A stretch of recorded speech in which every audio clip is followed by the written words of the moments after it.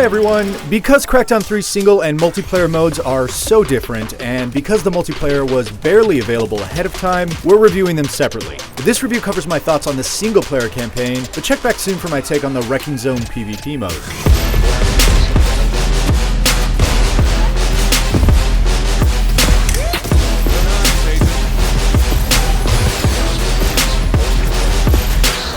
Like a B-action movie, Crackdown is solely concerned with trying to deliver a ham-fisted, high-octane, kaleidoscopically techno explosion fest. And just like all but the best B-action movies, it's not stylish or substantial enough to pull it off. Outside a few decent bosses, most of the 8 to 10 hour campaign is the same rehashed lock-on shooting gallery. There's some fun toward the end, once you're effectively a superhero and springing around the bland, lifeless world like Ang Lee's Hulk.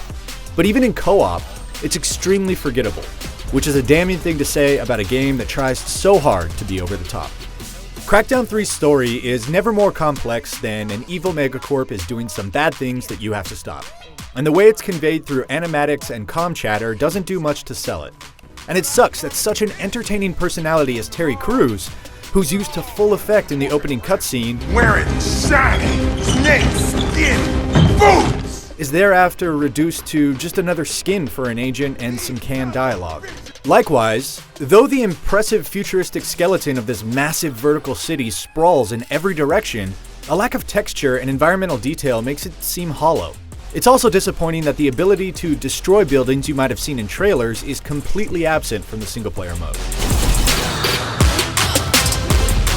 Working my way through the interchangeably menacing lieutenants, bosses, and the big bad leader, I had a hard time caring about taking them down beyond just following the next waypoint on a world map positively cluttered with icons. Each silo of the corporation has their own science, toxic, and military-themed outposts pockmarking the city's provinces, but they all boil down to a slight variation on the same workman-like series of tasks. Reclaim monorail stations by shooting their robot guards, destroy refineries by shooting the guards and machinery, and liberate prison camps by shooting the guards and pressing control panels. Granted, in most shooters you interact with enemy forces by, well, shooting them. But Crackdown 3 deconstructs it down to such a basic level that you could literally train a monkey to do it. Hold left trigger to auto-lock on a target, hold right trigger to fire until it's dead or destroyed, then release left trigger and hold it again to auto-lock onto the next. There's very little meaningful variety.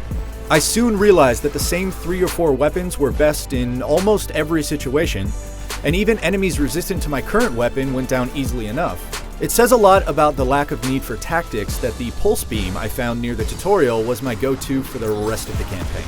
However, the climactic fights with each lieutenant, boss, and the final overseer inject some new elements into combat with encounters that presented the only real danger I ever felt on Crackdown 3's default difficulty.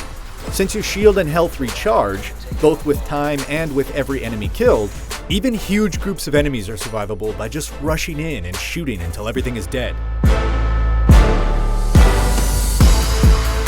I found some enjoyment in the progression, simply because finding agility orbs is as obsessively satisfying as in any other Collect-A-THON, and gathering enough to unlock moves like the triple jump and the double air dash meant I could eventually soar between skyscrapers with satisfying impunity.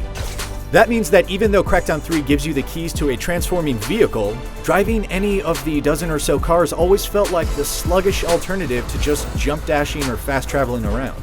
And though there are stunt loops you're intended to drive through, you can easily cheese through them in co-op. On paper, Crackdown 3's single-player campaign checks all the boxes that made the original an enjoyable game.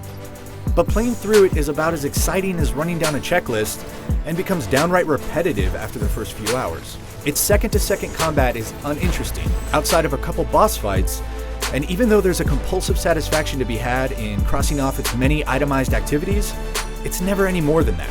For more on Crackdown 3, check back soon for our review of the multiplayer mode. In the meantime, you can watch the first 15 minutes of the campaign and some multiplayer gameplay. And for everything else, keep it right here on IGN.